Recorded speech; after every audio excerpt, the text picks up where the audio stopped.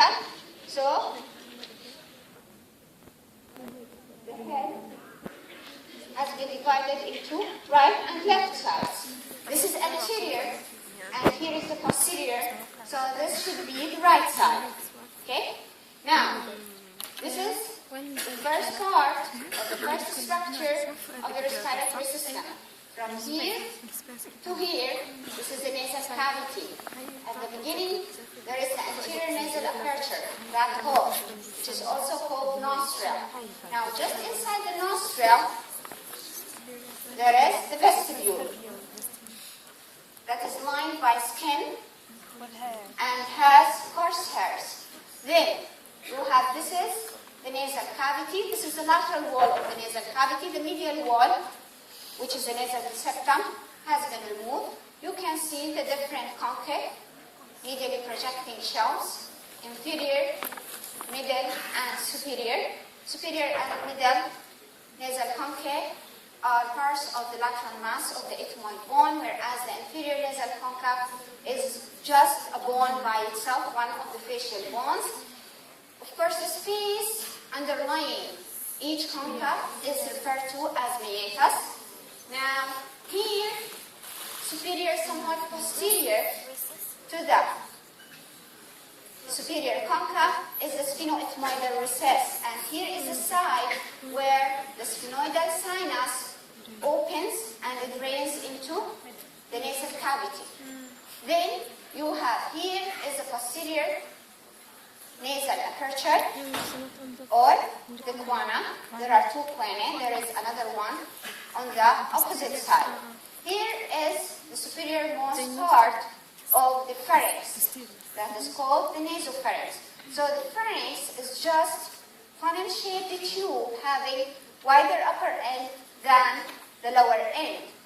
It is divided into nasopharynx, oropharynx, and laryngopharynx based on the cavities lying anterior to each of those portions. As you can see, the anterior wall of the pharynx is deficient. It's absent. It's replaced by the openings into the different cavities lying anterior to the pharynx.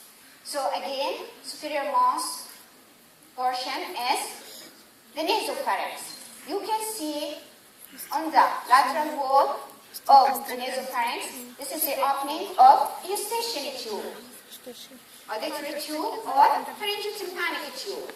Okay? Then you have ridge, elevated ridge of that tube that is called torus tubarius or tubal elevation. Posterior to the tubal elevation, you have depression. This is called pharyngeal recess. Now, descending from that tubal elevation, you can see vertical fold of the mucous membrane. This is called salpingopharyngeal fold, which overlies a muscle of the same name called salpingopharyngeus, salpingo auditory tube. So because its origin is from the auditory tube. Now in the roof of the nasopharynx, you can see this lymphoid tissue called pharyngeal tonsil. Now here is the soft palate. This is the palate, hard palate, then soft palate. The free lower portion of the soft palate is called uvula. Now, the nasopharynx opens into the oropharynx through this opening that is called pharyngeal isthmus. It is present in the wall or in the floor of the nasopharynx. And as you know, isthmus, in definition, is just constriction or narrow passage between two large parts. Okay? This will be closed during deglutition or swallowing as the soft palate elevates and the pharyngeal constrictor contracts. Okay? Then you have here is the oropharynx. Oropharynx is behind the oral cavity, inferior to the soft palate. In the lateral wall of the oropharynx, there are two folds. Anterior one is palatoglossal fold overlying palatoglossus, and the posterior one is palatopharyngeal fold overlying palatopharyngeus. In between the two folds, there is depression that is called palatine recess, occupied by palatine tonsil. Now, as you can see, in the floor of the oropharynx, there is the epiglottis and posterior third of the tongue, or root of the tongue. Now, this is the tongue. The tongue is divided by sulcus terminalis into anterior 2/3 and posterior 1/3. Now, coronally, we said this is palatoglossal fold. With the one on the other side, there is interval form that is called oropharyngeal isthmus. It marks the boundary between the oral cavity anteriorly and the oropharynx posteriorly. Now, regarding laryngopharynx, it is posterior to the larynx. This is the larynx here. Okay? Now, this is anterior, this is posterior. So here you can see thyroid cartilage. This is the lamina of the cricoid cartilage. This is the arch of the cricoid cartilage anteriorly. This is epiglottis. Those are the three unpaired cartilages of the larynx. Then you can see arytenoid cartilage, corniculate on its apex, and elevation of the cuneiform cartilage within the area epiglottic fold. Those are the paired cartilages. Now here, between epiglottis and the posterior third of the tongue, there should be, here it's very close to the midline, maybe it has been removed, but you would expect to find median glossoepiglottic fold. Now lateral to the median glossoepiglottic fold on each side, there is depression that is called vallecula. So this depression should be the vallecula. Now, here in the larynx, can you see this?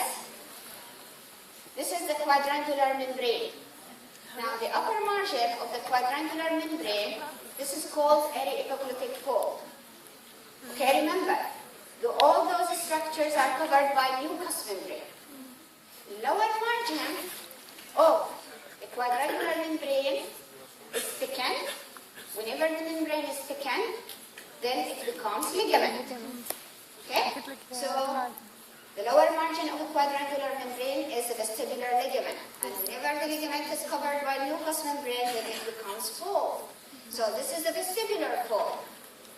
Or false vocal cord. False because it doesn't participate in the process of voice production. Now, here, this area with its continuation on the other side, this is called laryngeal inlet. So, as you can see, it is bounded by epiglottis anteriorly, area epiglottic folds laterally, and then arytenoid cartilage or cartilages and corniculate cartilages of their apices. Here, this area of the laryngeal cavity, starting from the laryngeal inlet to the vestibular fold, this is referred to as the vestibule. Okay? Now, this structure here, from the upper margin of the cricoid cartilage to the vocal folds, this is called cricothyroid ligament. Of course, it's been covered by mucous membrane. Now, remember that the inferior margin of the cricothyroid ligament is attached to the upper margin of the cricoid cartilage, but it's not attached to the thyroid cartilage. Instead, it extends on the medial side of the thyroid cartilage, having three upper margins that form vocal ligaments, covered by mucous membrane forming vocal folds or two vocal cords. Those ones, the inferior ones. So the space between vestibular folds superiorly and vocal folds inferiorly is called ventricle or sinus. Okay? Here, laterally, of course you need to go more inside, you can find piriform fossa. So the last thing to mention is that here is the inferior border of the cricoid cartilage represents the inferior border of the larynx, okay, where the trachea starts, and it also represents the level at which the pharynx ends or terminates and continues with esophagus. So this thing here is just the brachialis muscle of trachea. Here, thyroid cartilage, two laminae joining in the midline at laryngeal prominence or Adam's apple. This is the arch of the cricoid cartilage. This is the cricothyroid ligament. Here, this is the thyroid muscle. Again, thyroid muscle. This is the inferior pharyngeal constrictor. This is the cricothyroid. This is thyroid cartilage, the hyoid bone. Here, inside again, so epiglottis, thyroid, cartilage, arch of the cricoid cartilage, lamina of the cricoid cartilage, arytenoid cartilage with the corniculae on its apex, and the elevation is cuneiform cartilage. This is here is the quadrangular membrane with upper margin aryepiglottic fold. Here is the vestibular ligament forming the interior or the core of the vestibular fold. Here is the vocal fold having the vocal ligament as its interior part. These are the lungs. So here is the trachea. Those are the primary bronchi. As you can see, the lung, there is the horizontal and the oblique fissures. In the right lung, dividing the lung into superior middle and inferior lobes. There is only oblique fissure in the left lung, dividing it into superior and inferior. This is, of course, the esophagus, and those are the pulmonary ligaments. This is the diaphragm. We talked about this before, okay? Here, you can, of course, barely recognize the frontal air sinuses.